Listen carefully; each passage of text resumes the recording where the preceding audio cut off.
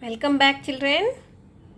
So we are doing the lesson Flying Together. In the lesson we have seen that there is a tall tree, and on the tall tree is a flock of geese. And we have learnt a very important value that you have to listen to the good advice of elders. The wise bird told his friends to destroy the creeper at the foot of the tree. But they did not pay heed to it. So gradually the creeper grew and it became very strong. Now if it is having a weak stem, you can break it easily. You can very easily make a thread into two pieces. But if it is a strong rope, it is very difficult. So here, when the geese had gone out in search of food, who came to the forest? A hunter. So now the hunter thought to himself, so this is where the wild geese live, he said to himself. When they come back in the evening, I shall catch them. So now he got to the top of the tree and spread his net there. So then he wanted to catch the geese. So for that he used something. What did he use? He used the net. Then he climbed down and went away. In the evening the geese returned home. Where did they go, children? In search of food. When do the birds return home? In the evening. What is their home? Yes, the nest. We have learned that they live on the top of a tall tree. They did not notice the net. As they flew into the tree, they were trapped. T-R-A-P-P-E-D, trapped. They were caught.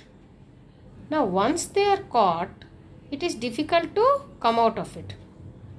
They struggled hard to get out, but could not. Help! Help! Cried the geese. We are caught in the hunter's net. Oh, what shall we do? Don't make a fuss now, said the wise old bird. Long ago I told you to destroy the creeper, but you did not. And the next day morning the hunter will come and catch you. We were foolish, wept the birds. We are very sorry. We did not listen to you. Please tell us what to do. Then listen carefully, replied the wise bird. So he told the other birds, when the hunter comes the next day, all of you all pretend to be dead birds. What will the hunter do with the dead birds? He will throw us to the ground. Then you can easily fly away. Then when the last of them was thrown out from the net, they decided to fly away. In the morning, the hunter came to the tree and climbed up. He looked at the geese in the net. They are all dead, he muttered to himself. He threw them out of the net, one by one.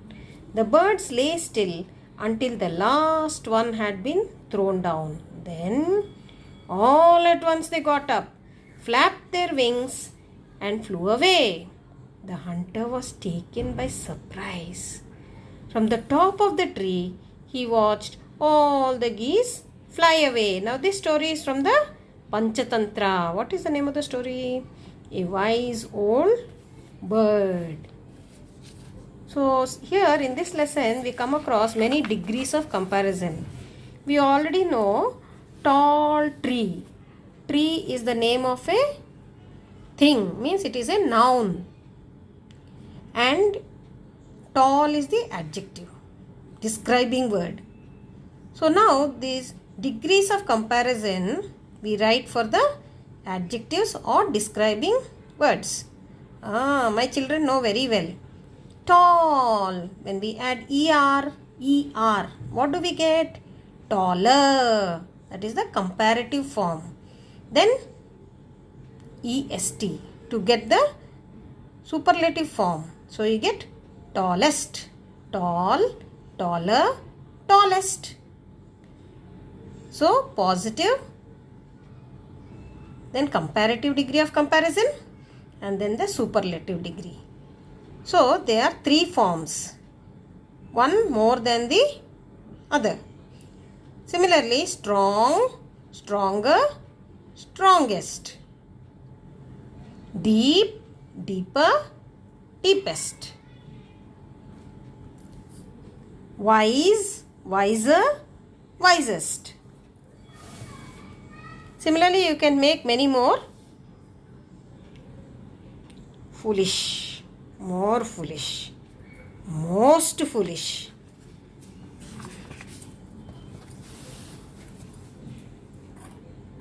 So like this we can make many more degrees of comparison we can write. Yes.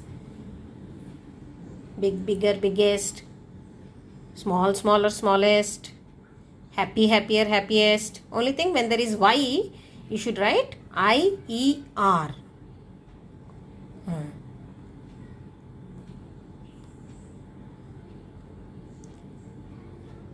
So like that, we have to read the story and learn all the answers. You should be able to tell me which is correct, which is not. For example, who advised them? Wise bird. What is developing at the foot of the tree? Creeper. So like that you should tell me all the answers. Where did the geese go in search of food? Who came to the forest? A hunter. So all this is comprehension, reading. So first you are going to read the lesson many times and then you will answer all the questions and then some words will be given. You should be able to write the degrees of comparison. Thick, thicker, thickest. Thin, thinner, thinnest. Wide, wider, widest. So like this we can learn many more. Okay children, so you should read with correct pronunciation, with correct expression. You should know the story, you should know the spellings, and you should also know the degrees of comparison. Okay children, bye for now.